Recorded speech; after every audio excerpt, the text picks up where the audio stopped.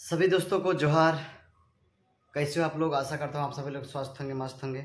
मैं बिल्कुल ठीक हूँ दोस्तों। आज का एक खास विषय दोस्तों, आज हम आदिवासी समाज के ऊपर बात करने वाले हैं। आदिवासी समाज आज भारत देश में जितने भी निवास कर रहे हैं आदिवासी समाज, भारत देश को आज़ाद हुए लगभग 75 वर्ष से पार हो चुका है दोस्तों। और इतने में हम देखते हैं कि आदिवासी पिछड़े समाज जो है अपने विकास की इस गति में विकसित भारत में अपने आप को कौन से स्थान में पाता है। इस बात के मद्देनजर रखते हुए दोस्तों, मैं आप लोगों को एक बात बताना चाहता हूं कि आज भी हमारे आदिवासी समाज मूलभूत सुविधाओं से वंचित है। ऐसे हजारों परिवार मिल जाएंगे दोस्तों जो कि अपना जो ज़रूरतमंद की चीज़ें हैं, खाने पीने की, अच्छे कपड़े पहनने की, इन तमाम मूलभूत सुविधाओं से दोस्तों वंचित हैं। उनके पास कमी क्या है दोस्तों? रोजगार की कमी है। सबसे पहले तो बात करूं मैं, शिक्षा की कमी है, जागरूकता की कमी है, अज्ञानता कहते हैं। कुछ चीज़ों के बारे में उन्हें समझ भी नहीं है। तो दोस्तों मैं भी इतना बोलता हूं, आदिवासी समाज हो या फिर किसी अन्य समाज के बारे में, मैं अपना अधिकार के बारे में बोलता हूं तो मेरे वो ताकत है जो ताकत यदि आप लोगों के पास होगी तो आप लोग भी ज़रूर बोलेंगे। आप लोगों को अपने मन में कभी ऐसा नहीं लगेगा कि मैं इस चीज़ को जो हमारे साथ में जो हो रहा है इसको मैं सहन कर सकूं। मुझ में भी उसे होती है, बर्दाश्त नहीं होता है कि मैं सहन करने वाला व्यक्ति नहीं हूं, मैं सहन ही नहीं कर पाता हूं। तो ये मेरे पास ये आप लोग देख सकते हैं, भारत की राज्य व्यवस्था, और एक किताब नीचे है सिविल सेवा एवं अन्य राज्य परीक्षाओं हेतु एम लक्ष्मीकांत की एक पुस्तक है दोस्तों, जिसमें विभिन्न प्रकार की जो है यूपीएससी जो करते हैं दोस्तों, जो कलेक्टर बनते हैं, जो तहसीलदार बनते हैं, एसडीएम बनते हैं, इनकी जो पढ़ाई होती है, इस प्रकार के बुक को पढ़ के दोस्तों उनका नौकरी या जॉब का है वो उस जगह पे लगती है। तो मैं इस बुक को मंगाया हूँ। इसका मंगाने का कारण है दोस्तों, इसके अंदर जो बातें लिखी गई है दोस्तों वो संविधान से मिलता जुलता जो शब्द है, उन तमाम शब्दों को इस पुस्तकों में डाली जाती है। जैसे कि मैं आप लोगों को बता दूं दोस्तों, यहाँ पे कुछ मैं इसका हेडलाइंस मैंने खोला है। अनुसूचित जनजाति के लिए राष्ट्रीय आयोग, मतलब इसमें दोस्तों अनुसूचित जाति के लिए राष्ट्रीय आयोग मतलब हमारे संविधान में अनुसूचित जनजातियों के लिए, अनुसूचित जातियों के लिए, पिछड़े वर्गों के लिए क्या क्या प्रावधान है, क्या क्या अधिकार हैं, किस किस जगह में काम करने के उनके लिए अधिकार है, जगह दी गई है, इन तमाम चीज़ों के बारे में दोस्तों यहाँ पे दिया गया है। मैं आप लोगों को बताना चाहता हूँ दोस्तों, आप लोगों को दिखाई दे रहा होगा। सबसे पहले मैं बात करूँगा दोस्तों यहाँ पर अनुसूचित जाति के लिए राष्ट्रीय आयोग। इसके बाद में जस्ट दोस्तों यहाँ पे नीचे लिखा है अनुसूचित जनजाति के लिए राष्ट्रीय आयोग। इसके बाद में राष्ट्रीय पिछड़ा वर्ग आयोग और भाषाई अल्पसंख्यक वर्गों के लिए विशेष अधिकारी, और भी दोस्तों विभिन्न प्रकार की इस पुस्तकों में जो है भारत का नियंत्रण एवं महालेखा जोखा परीक्षण, भारत के मानववादी राज्य का महाधिवक्ता, नीति आयोग क्या है, नीति आयोग क्या है, राष्ट्रीय मानव अधिकार आयोग, इसके अंदर में क्या कहता है, आयोग की स्थापना कब हुई, आयोग की स्थापना, राज्य मानवाधिकार क्या होता है, केंद्र सूचना आयोग क्या होती है, इन तमाम चीज़ों के बारे में दोस्तों इस पुस्तक में लिखी गई है।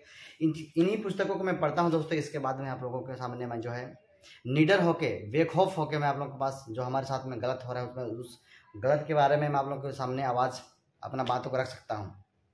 दोस्तों यह पुस्तक ज़्यादा नहीं मिलती है, लगभग 400-500 रुपये में मिल जाती है किसी बुक दुकान में, या फिर सीधे सीधे आप जो है संविधान की कॉपी पुस्तक भी आप लोग पढ़ सकते हैं, जिसके बारे में इस देश को चलाने के लिए अभी जो है हमारे देश लोकतांत्रिक देश है, इस प्रकार की एक बुक है जिसका नाम है संविधान। संविधान से हमारा देश चलता है। संविधान में किसको कितना कितना जगह दिया जाए, किस व्यक्ति को क्या करने के अधिकार कितने हद तक दी गई है, इन तमाम चीज़ों के बारे में दोस्तों हमारी इस पुस्तक में दी गई है। जिसको भी दोस्तों मेरे स्टूडेंट लाइफ में जो भी हैं अभी मेरे आदिवासी समाज के जितने भी युवक और आगे, उनके लिए मैं कहना चाहूँगा आप लोग पढ़ाई के साथ साथ में एक बार संविधान की बुक पढ़ लीजिए। संविधान की बुक हमें भारत देश में निवास करने के लिए और इस देश में रहकर जीवन यापन करने के लिए एक सीख देती है कि हमारा अधिकार क्या है, हम क्या क्या कर सकते हैं, हमारी ताकत क्या है, आदिवासी की ताकत क्या है। मैं आदिवासी हूँ इसलिए मैं सबसे ज़्यादा आदिवासियों की बात करता हूँ दोस्तों। मुझे मेरा समाज बहुत पसंद है, और ऐसे नहीं कि मेरा समाज केवल बहुत पसंद है। मैं समस्त मानव प्राणी से प्यार करता हूँ और वो मुझे पसंद है, लेकिन कुछ लोग राजनीतिक फायदे के लिए एक दूसरे को खंडित करने के प्रयास कर रहे हैं, एक दूसरे से अपना फायदा के लिए, अपने कुछ चंद मुनाफा के लिए दोस्तों एक दूसरे से भेदभाव उत्पन्न और लड़ाई झगड़ा करने की संभावना को उत्पन्न कर रहे हैं। आप लोगों को भाली भांति पता होगा, नाम लेने की जरूरत नहीं है। सबसे पहले मैं आदिवासी समाज के उन युवक और युवतियों को, मेरे भाई और बहनों, मेरे से बड़ी दीदियों को सम्मानपूर्वक मैं कहना चाहूँगा, आप लोग संविधान के बुक जरूर पढ़ें। पढ़ रहे हैं तो ज़्यादा नहीं पढ़े, कम से कम 1 साल पढ़िए। आप लोग 1 साल, दिन में कम से कम 1 घंटा पढ़िए संविधान के बुक, और उसमें पढ़िए कि हम जिस जाति से आते हो उसके लिए क्या प्रावधान दिया गया है। दोस्तों फिर से मैं एक बात बताना चाहता हूँ कि हमारे आदिवासी समाज को 3000 साल पहले हमारे साथ कई हजार सालों तक हमारे साथ में जो है इन्हीं पुस्तकों को, ऐसे ही पुस्तकों को पढ़ने का अधिकार हमें नहीं था। अब जब हमें पढ़ने का अधिकार मिल गया है तो हमें इस पुस्तक को पढ़ने के बजाय हम इस पुस्तक से दूर भाग रहे हैं। हमारा दुर्भाग्य है कि इतनी अच्छी पुस्तक की लिखी गई हमारे लिए संविधान, उस संविधान में हमारे लिए विशेष अधिकार दिया गया, लेकिन हम उन अधिकारों से आज वंचित हैं। कुछ लोग हैं हमें इस प्रकार के अपना इतिहास को पढ़ने के लिए, अपना वजूद को पढ़ने के लिए दोस्तों हमें गुमराह करके हमें किसी अन्य रास्तों पर ले जाया जा रहा है, क्योंकि हम अपना अधिकार को नहीं जानेंगे, हम अपनी समस्याओं को नहीं जानेंगे, अधिकारों को नहीं जानेंगे, तो हम अपने मांग किससे रखेंगे।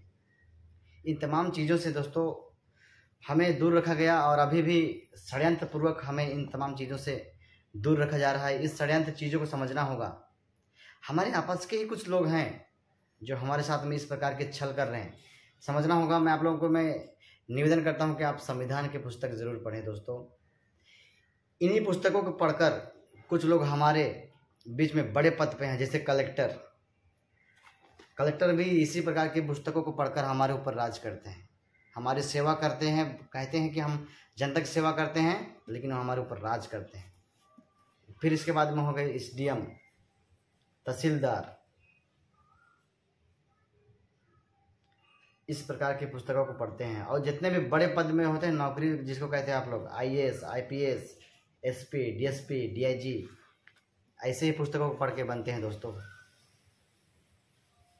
मैं अपने समाज के उन आदिवासी, ST, SC, OBC, इन तमाम जातियों को मिलाकर जो हम आदिवासी बनते हैं, मैं इन आप लोगों को मैं कहना चाहता हूं कि आप लोग ऐसे पुस्तकों को पढ़ना जब शुरू करेंगे तो मेरे जैसे आप लोग बेखौफ निडर होकर आप लोग जो है किसी भी टॉपिक पर आप लोग जो है बात रख सकते हैं। इसलिए मैं कहता हूं कि आप लोग संविधान की बुक जरूर पढ़ें और अपनी समस्याओं को, अपने हक को मांगना सीख जाओ। कोई फोकट में देता नहीं दोस्तों, हमें मांगना पड़ता है। नहीं मांगा, कहते हैं ना कभी कभी कि जब सीधा उंगली से घी नहीं निकलता है तो टेढ़ा उंगली करना पड़ता है। तो हमारा उंगली जब तक सही सलामत है तब तक टेढ़ा करो या सीधा करो, जैसे भी करके निकालना है निकाल लो। यदि जब हमारा वक्त चला जाएगा, इसके बाद में हम न सीधा कर पाएंगे न टेढ़ा कर पाएंगे। इसीलिए मैं कहता हूँ वक्त रहते दोस्तों सुधर जाओ, आदिवासी समाज के लोग जाग जाओ। हमारे आदिवासी समाज के लोग 85% देश में है, लेकिन फिर भी आदिवासियों के साथ में इतना ज़्यादा अन्याय अत्याचार क्यों? 85% तो है आदिवासी समाज, आरक्षित सीट भी है, लेकिन कई ऐसी सीटों पे दलाली करने वाले, गुलामी करने वाले, चापलूसी करने वाले MP MLA बन गए हैं। और कई सीटों पर जो हमारे आदिवासी समाज के लोग उस सीट में आना ही नहीं चाहते हैं। ऐसे में क्या करेंगे कि जो कुछ ही % लोग जो हैं वो हमारे ऊपर आज राज कर रहे हैं, हमें अपने गुलामी में जकड़े हुए हैं। आप लोग कह रहे होंगे कि हम आज़ाद भारत में रहते हैं। नहीं दोस्तों, हम अभी भी गुलामियों में हैं, गुलामी की जंजीरों में जकड़े हुए हैं। कैसे? इसी आज़ाद भारत में जो कभी अंग्रेज़ों ने नहीं किया, अंग्रेज़ों के शासनकाल में नहीं हुआ था, वो आज के आज़ाद भारत में हो रहा है। महिलाओं के साथ में निवस्त्र होकर, महिलाओं को लंगा करके उनके साथ में हजारों सैकड़ों लोग उनके पीछे जा रहे हैं और महिला को परेड करवा रहे हैं। ऐसी घटना हमारे आज़ाद भारत में हो रहा है। शायद मुझे लगता है कि अंग्रेज़ों ने भी इस प्रकार के जुल्म अत्याचार नहीं किए थे होंगे जो कि आज के आज़ाद भारत में आदिवासियों के साथ में इस प्रकार की व्यवहार, इस प्रकार की दुर्व्यवहार किया जा रहा है, एक कल्पना से भी परे है। जब मैं इस घटना को सोचता हूँ तो मेरे कलेजा हिल जाता है। तो दोस्तों, यह छोटा सा वीडियो मेरा आदिवासी समाज को जगाने के मकसद से बनाया हुआ था। यदि इस प्रकार की वीडियो आप लोगों को अच्छा लगा होगा तो आप लोग समस्त आदिवासी भाई बहनों के पास सेंड जरूर करें, ताकि आदिवासियत में अपनी ताकत को पहचान सकें और अपनी एकता और हम कितने परसेंट हैं और हमारा जितने परसेंट है उस परसेंट का क्या पावर होना चाहिए, उस पावर को समझ सकते हैं। तो मिलते हैं अगले नेक्स्ट वीडियो के साथ। तब तक के लिए एक बार फिर से आदिवासी जोहार।